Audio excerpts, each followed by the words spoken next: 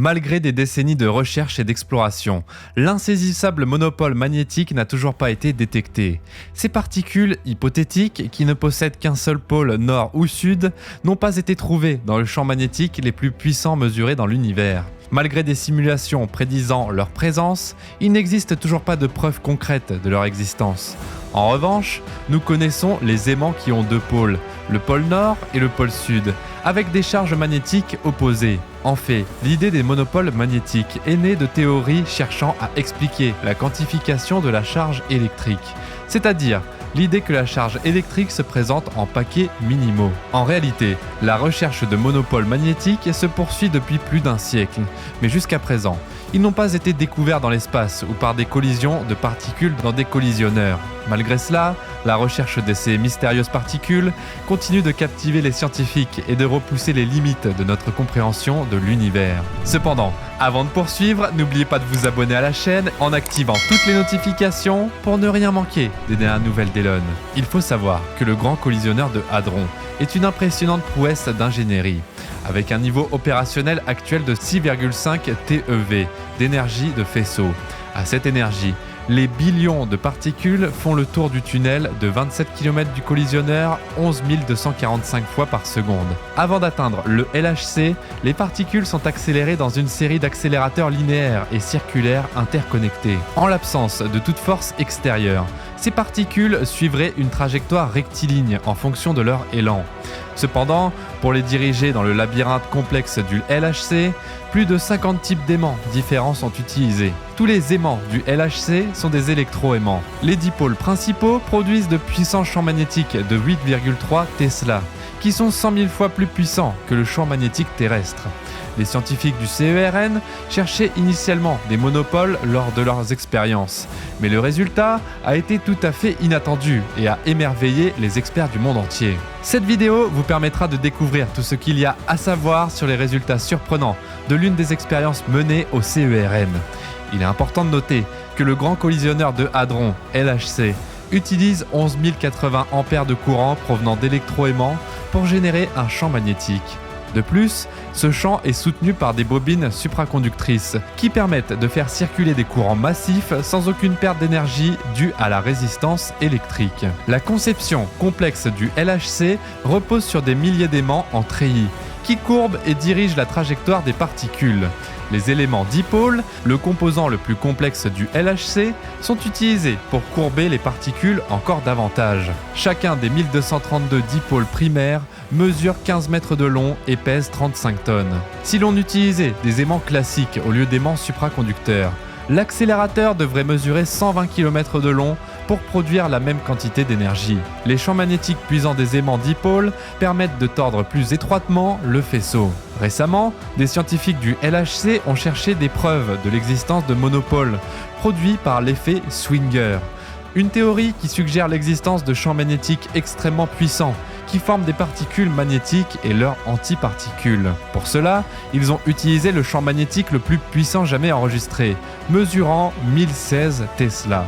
Ce champ était 100 000 fois plus puissant que celui d'un magnétar, une étoile à neutrons fortement magnétisée, et 2 milliards de fois plus puissant que celui d'un aimant de réfrigérateur typique. Cependant, malgré leurs efforts, les chercheurs n'ont pu trouver aucune preuve de l'existence de monopoles. Cela les a amenés à fixer les premières limites fermes sur la masse de ces particules, qui ne peut être inférieure à 70 fois celle d'un proton. En outre, à l'issue des tests, le groupe a fait une déclaration surprenante, affirmant avoir découvert une faille dans le champ magnétique terrestre, ouverte depuis 14 heures. Il est également important de mentionner que les récentes révélations étranges, couplées au partage généralisé de messages sur les médias sociaux, ont suscité des rumeurs selon lesquelles le CERN ouvrirait une porte vers quelque chose d'autre que le monde. Toutefois, malgré la formation d'une brèche dans le champ magnétique terrestre, les experts assurent qu'il n'y a aucune raison de s'inquiéter. De plus, ils expliquent que cette ouverture permet au vent solaire particulièrement fort de pénétrer, mais qu'elle n'est pas considérée comme une menace. Pour les non-initiés, le champ magnétique terrestre est un élément vital de notre planète, qui passe souvent inaperçu en dehors de la communauté scientifique. Naturellement, le champ magnétique est un élément essentiel à la survie de notre planète. Il joue un rôle crucial en maintenant l'aiguille de la boussole pointée vers le nord. Non seulement il nous permet de garder le cap, mais il nous protège également des effets néfastes des vents solaires qui pourraient autrement causer des ravages dans la couche d'ozone. Pourtant, malgré son importance, le champ magnétique est souvent négligé et peu discuté. Cependant, il est impératif que nous acquérions une connaissance plus approfondie du champ magnétique, notamment à la lumière des dangers potentiels posés par les fortes éjections de masse solaire. En effet, ces événements peuvent s'avérer dangereux pour les satellites en orbite autour de la Terre, et même déclencher des surtensions qui entraînent des pannes de courant généralisées. C'est pourquoi les experts de la NASA soulignent la nécessité de poursuivre les recherches sur les vents solaires. Mais la question demeure, comment cette fracture du champ magnétique s'est-elle développée? En réalité, c'est un mystère que les scientifiques tentent toujours de percer. Selon les experts, la récente rupture du champ magnétique a été causée par un phénomène rare, connu sous le nom de zone d'interaction corotative, CIR, du Soleil. Naturellement, ces zones se forment lorsque des courants rapides et lents de vent solaire entrent en collision dans l'héliosphère, ce qui entraîne de grandes formations de plasma. Par ailleurs, l'héliosphère est la zone entourant le Soleil où se trouvent le champ magnétique et les vents solaires. Il faut savoir que les CIR éloignent du Soleil les éjections de masse coronale, CME, qui peuvent contenir des ondes de choc dans les champs magnétiques comprimés. Une chose est sûre, ces CME sont à l'origine des aurores boréales et des phénomènes météorologiques spatiaux erratiques que nous observons. Il est important de se rappeler qu'une puissante tempête géomagnétique de type G1 a été déclenchée le 7 juillet lorsqu'une CIR est entrée en contact avec le champ magnétique terrestre. Les chercheurs de la National Oceanic and Atmospheric Administration, NOAA, ont découvert qu'une éjection de masse coronale était présente dans le vent solaire avant la CIR. En conclusion, les magnifiques aurores que nous voyons dans le ciel nocturne sont le résultat de la collision des vents solaires et des champs magnétiques provoqués par les CIR et les CME. Cependant, faut-il s'inquiéter des fissures dans le champ magnétique? Les experts affirment qu'il n'y a pas lieu de s'alarmer. Les champs magnétiques des États-Unis présentent couramment des fissures qui servent de barrière pour nous protéger des tempêtes solaires. Cependant, des observations récentes ont montré que certaines fissures peuvent rester ouvertes pendant de longues périodes. Cela a amené la NASA à surveiller de près une anomalie du champ magnétique, ce qui est étrange compte tenu de son comportement inhabituel. En effet, le champ magnétique semble être plus faible qu'il ne devrait l'être, ce qui suggère un problème important. De plus, des régions comme le sud-ouest de l'Afrique et l'Amérique du Sud ont déjà été touchées. L'anomalie de l'Atlantique Sud est un phénomène déroulant qui intrigue les scientifiques depuis des années. De nombreux satellites et engins spatiaux de la NASA sont en orbite autour de la Terre et, à mesure que le champ magnétique s'affaiblit, nous devenons plus vulnérables aux particules chargées provenant du Soleil. Il est également intéressant de noter que l'anomalie de l'Atlantique Sud a un impact important sur les engins spatiaux en orbite autour de la Terre, mais qu'elle n'affecte pas la vie sur la planète. Comme ces engins spatiaux orbitent autour de la Terre à basse altitude, ils traversent inévitablement l'anomalie. Pendant ces périodes, la technologie utilisée par les satellites peut rencontrer des difficultés en raison de l'affaiblissement du champ magnétique terrestre, selon les chercheurs.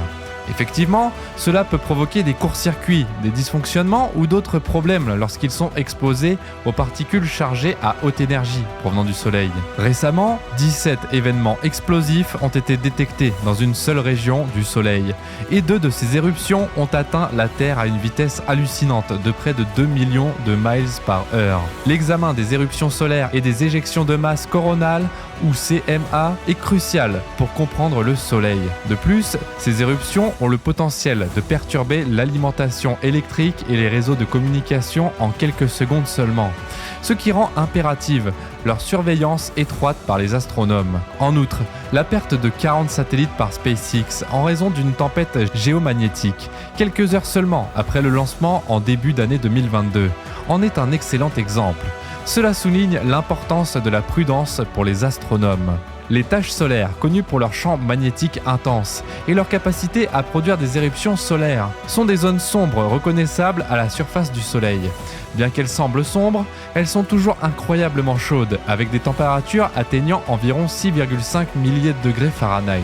Les taches solaires sont fascinantes, car elles se forment dans des régions du Soleil où les champs magnétiques sont incroyablement puissants. En effet, Ces champs magnétiques intenses empêchent une partie de la chaleur du Soleil d'atteindre la Terre. Une tache solaire en particulier, AR 2975, est devenue très active récemment.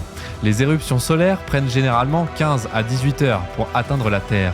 Mais un événement récent a vu une éruption rapide entrer en collision avec une éruption plus lente, produisant une importante tempête solaire. Cette tempête a donné lieu à des aurores boréales époustouflantes, un spectacle lumineux créé lorsque l'orage magnétique est entré en collision avec la haute atmosphère de la Terre. Ce phénomène peut être observé depuis les États du Nord jusqu'à l'Oregon et l'Iowa. Si les tempêtes solaires de grande ampleur peuvent causer des dommages importants, cette tempête particulière était un spectacle à voir. Le Centre de prévision de la météo spatiale prévient que les tempêtes G3 comme celle-ci peuvent entraîner des problèmes occasionnels de navigation pour les satellites et la radionavigation à basse fréquence. Les scientifiques préviennent même qu'une puissante tempête G3 pourrait faire tomber tout l'Internet.